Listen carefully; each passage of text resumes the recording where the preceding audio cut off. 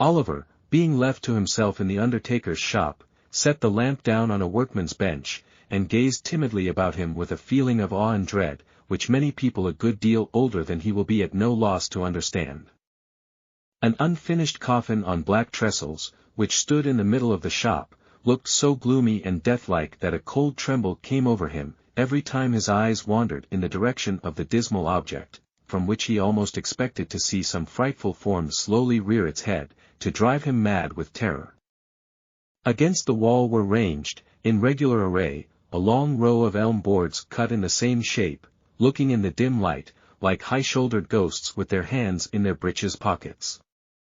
Coffin plates, elm chips, bright-headed nails, and shreds of black cloth, lay scattered on the floor, and the wall behind the counter was ornamented with a lively representation of two mutes in very stiff neckcloths, on duty at a large private door, with a hearse drawn by 4 black steeds, approaching in the distance. The shop was close and hot. The atmosphere seemed tainted with the smell of coffins. The recess beneath the counter in which his flock mattress was thrust, looked like a grave. Nor were these the only dismal feelings which depressed Oliver. He was alone in a strange place, and we all know how chilled and desolate the best of us will sometimes feel in such a situation. The boy had no friends to care for, or to care for him. The regret of no recent separation was fresh in his mind, the absence of no loved and well-remembered face sank heavily into his heart.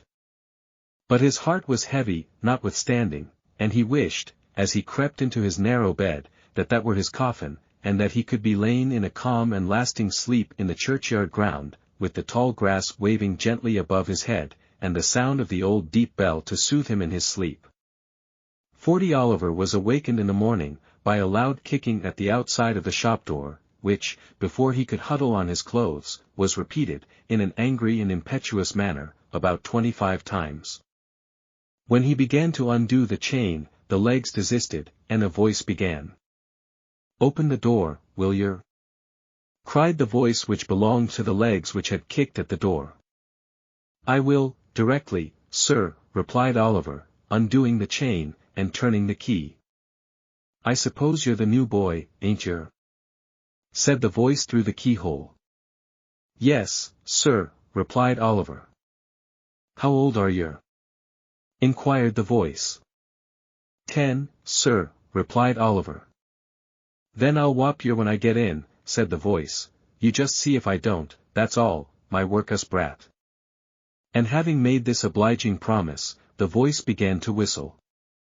Oliver had been too often subjected to the process to which the very expressive monosyllable just recorded bears reference, to entertain the smallest doubt that the owner of the voice, whoever he might be, would redeem his pledge, most honorably.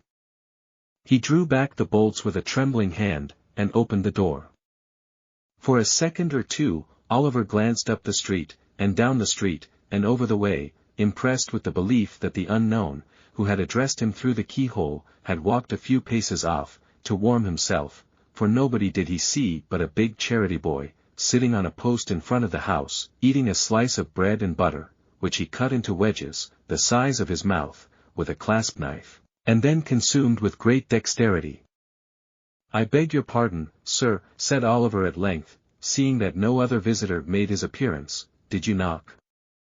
"I kicked," replied the charity boy. "Did you want a coffin, sir?" inquired Oliver, innocently. 41 At this, the charity boy looked monstrous fierce, and said that Oliver would want one before long, if he cut jokes with his superiors in that way. "You don't know who I am, I suppose, workus?"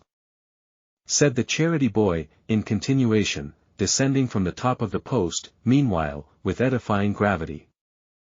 "No, sir," rejoined Oliver. "I'm Mr. Noah Claypole," said the charity boy, "and you're under me. Take down the shutters, you idle young ruffian." With this, Mr. Claypole administered a kick to Oliver, and entered the shop with a dignified air, which did him great credit.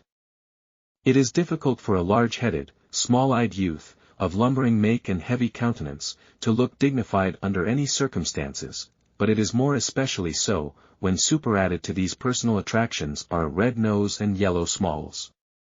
Oliver, having taken down the shutters, and broken a pane of glass in his effort to stagger away beneath the weight of the first one to a small court at the side of the house in which they were kept during the day, was graciously assisted by Noah, who having consoled him with the assurance that he'd catch it, condescended to help him.